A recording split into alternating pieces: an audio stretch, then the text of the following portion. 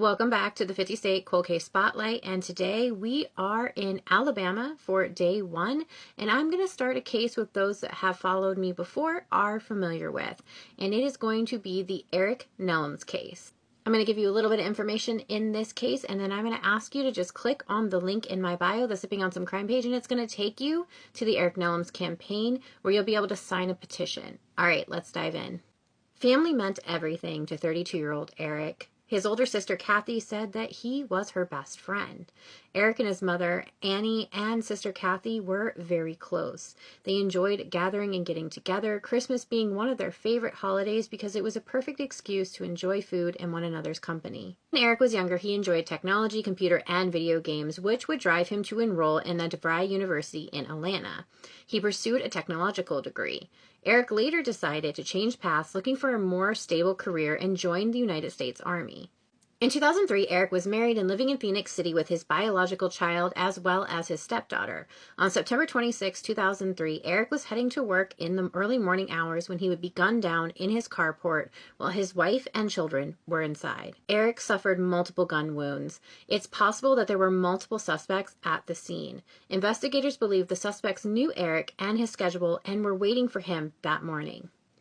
Eric's home was in the middle of a cul-de-sac on Level Court, and his family states that only people who were close to Eric knew where he lived. Investigators have told Eric's family that they have multiple theories, but Kathy believes it was someone that Eric knew. Despite the years that Eric's family has been pursuing justice, the case has gone cold.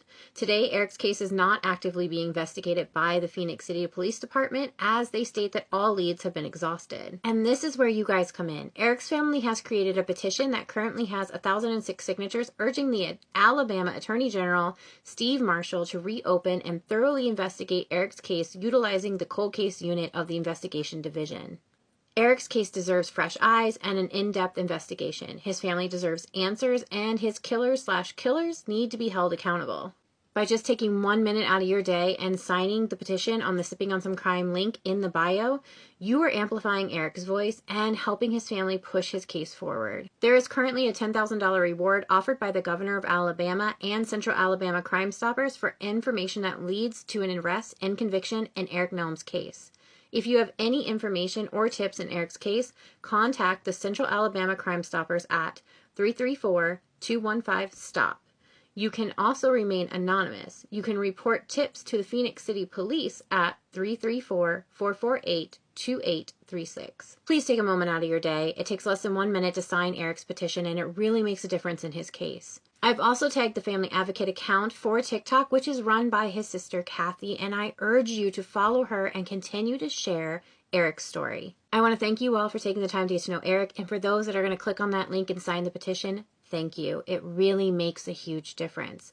Don't forget that every time you see a missing and murdered post on social media to hit like and share, because every time we share a face, we get closer to solving a case, and I will see you guys back here tomorrow for day 2 of Alabama.